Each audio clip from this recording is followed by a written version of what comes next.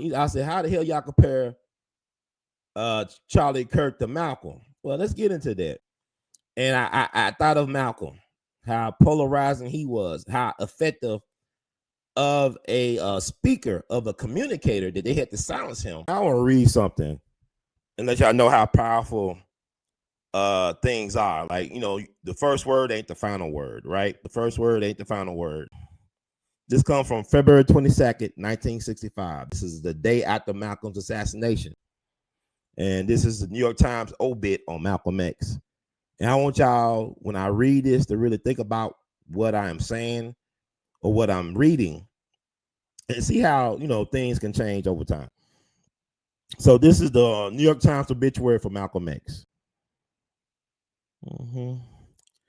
The life and death of Malcolm X provides a discordant but typical theme for the times in which we live.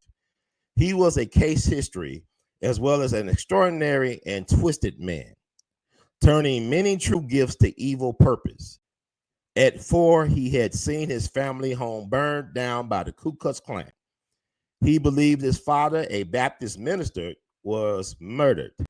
In Harlem, he was a young racketeer in drugs, liquor, and gambling, and a successful one until the police caught up with him. In prison, he was converted to the Black Muslims, who preach hatred of the white man, Negro superiority, and a reverse segregationism. He became known as Malcolm X because he was sure that his family name of Little had been taken from former white masters. Malcolm X had the ingredients for leadership, but his ruthless and fanatical belief in violence not only set him apart from the responsible leaders of the civil rights movement and the overwhelming majority of Negroes, it also marked him for notoriety and for a violent end. He stood to reason that he could not remain number 2 to Elijah Muhammad's number 1 among the Black Muslims.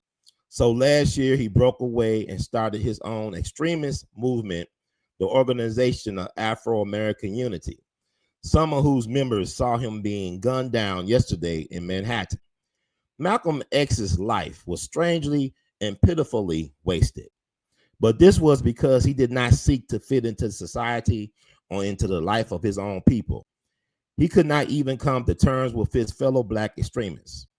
The world he saw through those horn-rimmed glasses of his distorted and dark, was distorted and dark, excuse me. But he made it darker still with his exaltation of fanaticism.